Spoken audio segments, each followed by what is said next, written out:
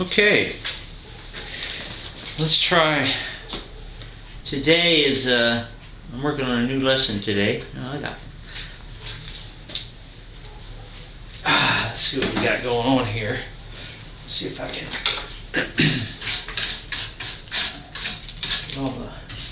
You know what I got? I have flying ants in my studio, and they are pesky little rascals.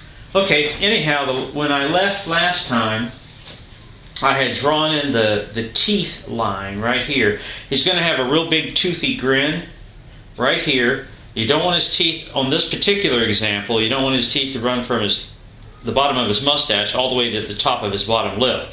That's a big grin he has there. So we're going to give him a space underneath here and make his teeth come down to about here, I think. Plus, in the process, we'll be cutting out that blemish. You can see there's a little weak spot right here. So we cut that out. One of the ideas about carving the way that I do is that as you're carving along, you're always checking out the blemishes and the problem areas that you may have stepped into along the way. For example, this blemish here, I'm going to be working on cutting that out. Now I've just cut the teeth here, and what I'm going to do is start hollowing out this area underneath the teeth, and that's not going to be difficult at all to do, but you have to be a little careful because you don't want to break the upper teeth. If you do, it's not a big deal right now because we still have plenty of material we can carve down and get underneath that. So you can see I'm starting to carve down.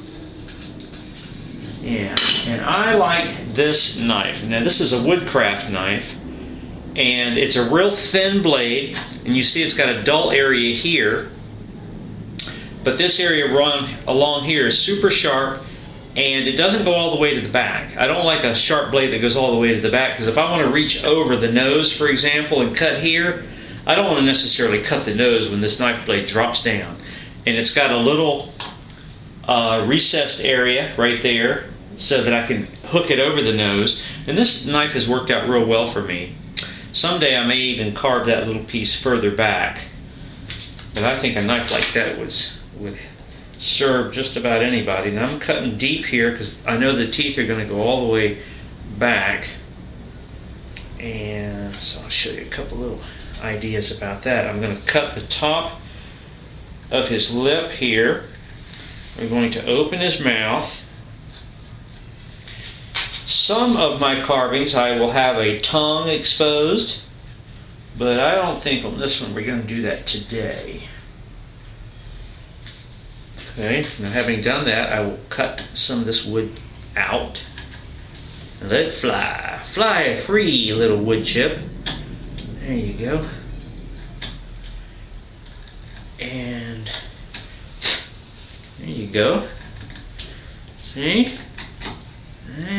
It's a slow process, just one little chip at a time.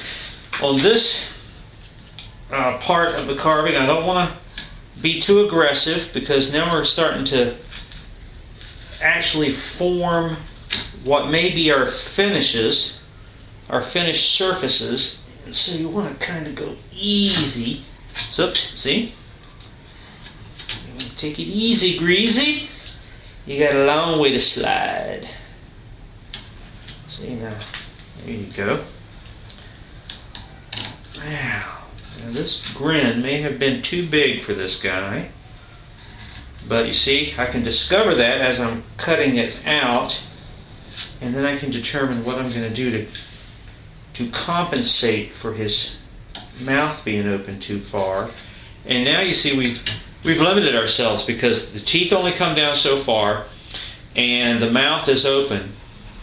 And what I may do is I may include a bottom tooth or something to compensate for this huge space here, and no one would be the wiser except for you. You will know it.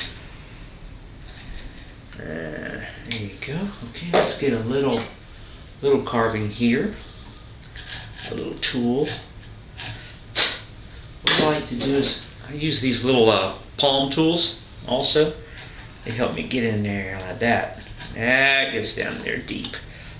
See, what I'm going to try to do is get in behind, underneath the back teeth, make a space there, and then beside the back teeth, make a space in there, but still leaving his cheek out over here on the side.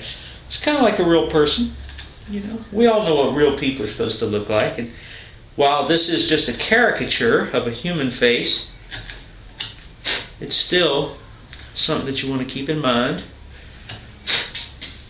Little details like that help people to believe that you actually know what you're doing when maybe you don't. Because I know